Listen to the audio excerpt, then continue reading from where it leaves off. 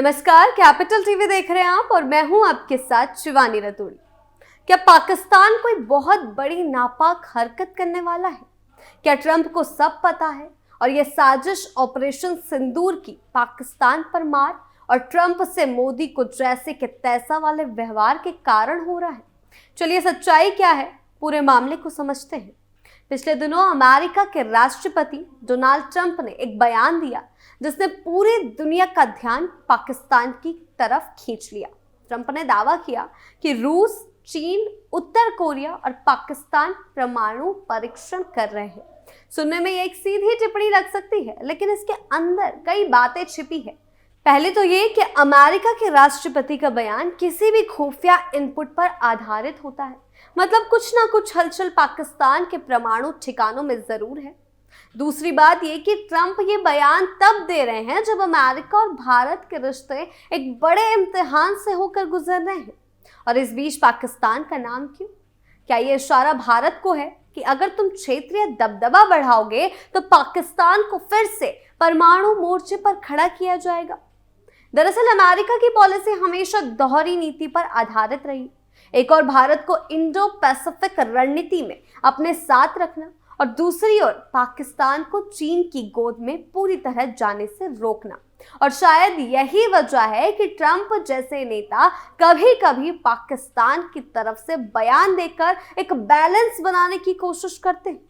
लेकिन सवाल यह भी है कि अगर पाकिस्तान वास्तव में परमाणु परीक्षण कर रहा है तो अमेरिका ने उसे रोका क्यों नहीं?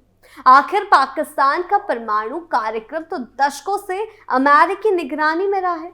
ऑपरेशन सिंदूर के समय भारत द्वारा पाकिस्तान पर रखे गए परमाणु जखीरे पर हमले के बाद कैसे अमेरिका तिलमिलाया, ये दुनिया ने देखा। दूसरी बात कि अमेरिका चाहता है कि भारत, चीन, पाकिस्तान त्रिकोण में तनाव बना रहे ताकि एशिया स्थायी रूप से अस्थिर रहे और अमेरिका की सामरिक जरूरत भी बनी रहे। दूसरी बात यह कि मामला पाकिस्तान का था तो भारत का जवाब देना भी बनता था और इसीलिए ट्रंप के बयान पर भारत ने भी चुप्पी नहीं साधी।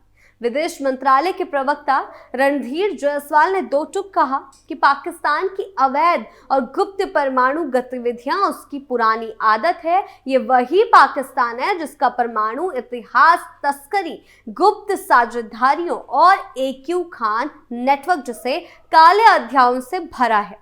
AQ खान वही वैज्ञानिक है जिसने 1990 के दशक में उत्तर कोरिया, ईरान और लीबिया तक परमाणु तकनीक बेचकर पूरी दुनिया को संकट में डाल दिया था।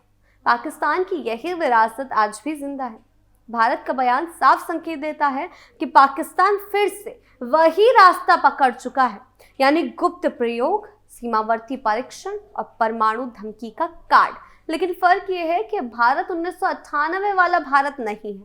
आज भारत के पास न सिर्फ मजबूत परमाणु नीतियां हैं, बल्कि सर्जिकल स्ट्राइक, बालाकोट और ऑपरेशन सिंदूर जैसी कार्रवाई से पाकिस्तान जान चुका है कि अब भारत जवाब देने में देर नहीं लगाता। और अब बात करते हैं तीसरे और सबसे खतरनाक साजिश पर। पाकिस्तान की संसद ने हाल में 27वां संविधान संशोधन पारित किया है, जिसके तहत सेना प्रमुख आसिम मुनीर को देश का सबसे ताकतवर व्यक्ति बना दिया गया।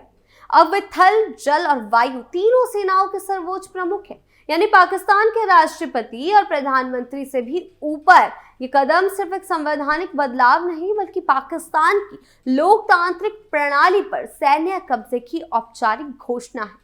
फील्ड मार्शल आसिम मुनीर का पद आजीवन रहेगा और प्रधानमंत्री भी उसे समाप्त नहीं कर सकते। इसका मतलब साफ है कि पाकिस्तान में अब सिविलियन सरकार नहीं बल्कि मिलिट्री गवर्नेंस चलने वाली है। लेकिन सवाल है कि ये सब अभी क्यों? जवाब शायद ऑपरेशन सिंदूर के बाद के हालात में छिपा है। भारत ने जब ऑपरेशन सिंदूर के तहत आतंकवाद को जड़ से खत्म करने के लिए पाकिस्तान ने पूरे देश में धुआं कर दिया, उससे पाकिस्तान को सबसे गहरा झटका लगा था। आतंकवादी संगठनों पर शिकंजा कसने से लेकर सीमा पर भारतीय आक्रामक रणनीति ने पाकिस्तान की नाकामी को उजागर कर दिया। उसके बाद से पाकिस्तान लगातार बदले की आग में जल रहा है और अब उसी का परिणाम है सेना प्रमुख की ताकत बढ़ाना, परमाणु परीक्षण की तैयारी और भारत के खिलाफ अप्रत्यक्ष धमकियां। इस बदलाव से ये संकेत भी मिलता है कि पाकिस्तान भीतर ही भीतर युद्ध की तैयारी कर रहा है। ये युद्ध सीधा नहीं भी हो तो प्रॉक्सी वॉर, बॉर्डर पर टेंशन या आतंकी घुसपैठ के रूप में जरूर सामने आएगा। आसिम मुनीर को उनके अपनी सेना के भीतर भी कट्टर अधिकारी माना जाता है।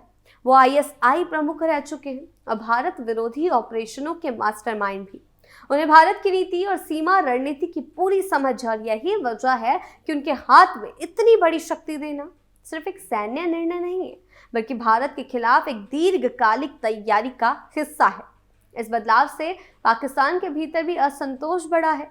इमरान खान जैसे नेताओं को लगने लगा कि अब देश में लोकतंत्र की जगह फौज का राज है, पूरी तरह स्थापित हो चुका है और यही वजह है कि फिर से तख्ता पलट की फुसफुसाहट सुनाई दे रही है। पाकिस्तान के इतिहास में सेना ने हमेशा सिविल सरकार को गिराकर सत्ता हथियाई और इस बार आसिम मुनीर जब ताकत में सबसे ऊपर हैं तो मानकर चलिए कि वो खुद तख्ता पलट का केंद्र है।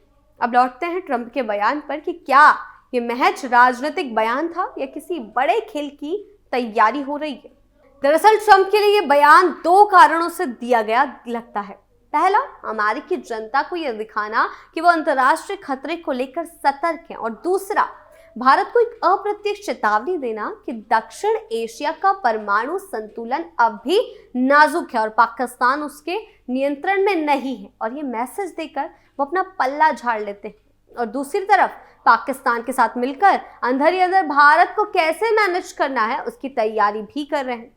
पर असली संदेश शायद पाकिस्तान की फौज को है कि तुम्हारे पास अभी भी एक परमाणु हथियार का डर दिखाने का कार्ड है, इसे जिंदा रखो। क्योंकि अगर पाकिस्तान में अराजकता फैली तो अमेरिका का सबसे बड़ा डर यही है कि उसके परमाणु हथियार गलत हाथों में न चले जाएं। लेकिन भारत के लिए स्थिति बहुत गंभीर है। अगर पाकिस्तान वाकई गुप्त रूप से परमाणु परीक्षण कर रहा है तो इसका असर सीधे तौर पर भारत की रणनीतिक नीति पर पड़ेगा। ये बात और है कि पाकिस्तान परमाणु हमले की नापाक हरकत करने की सोच से पूरे पाकिस्तान को खो सकता है, लेकिन उसकी नापाक हरकतों से दक्षिण एशिया में परमाणु असंतुलन बढ़ेगा और भारत को अपनी डिफेंस पॉलिसी में कई बदलाव करने होंगे। भारत को अब सिर्फ सीमा पर नहीं बल्कि साइबर डोमेन, खुफिया नेटवर्क और परमाणु सुरक्षा के स्तर पर भी सतर्क रहना होगा।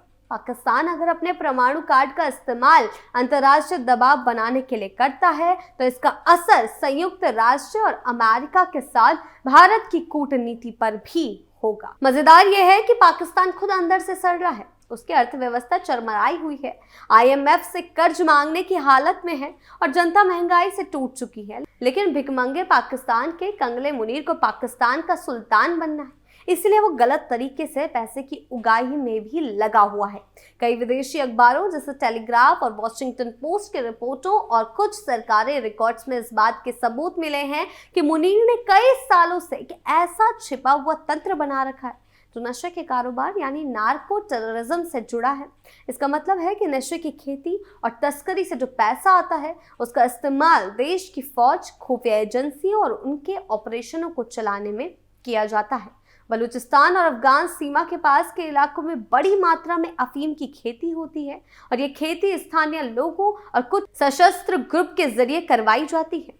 अफगानिस्तान के ड्रग तस्कर और एक्सपर्ट इसमें मदद करते हैं और जब ये अफीम तैयार हो जाती है तो उसे सीमा पार पहुंचाने के लिए स्थानीय पुलिस और सुरक्षा एजेंसियों के कुछ हिस्सों की मिलीभगत के आरोप लगते रहे।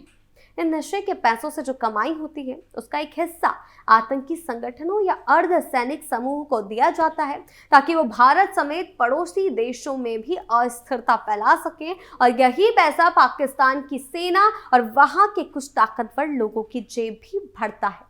रिपोर्ट्स के मुताबिक कई बार पाकिस्तान की एजेंसियों ने अपने गुप्त सैन्य अभियानों के खर्च के लिए इसी ड्रग मनी का इस्तेमाल किया, यानी कि सरकार के बजट से नहीं बल्कि नशे के पैसों से फंडिंग की गई है।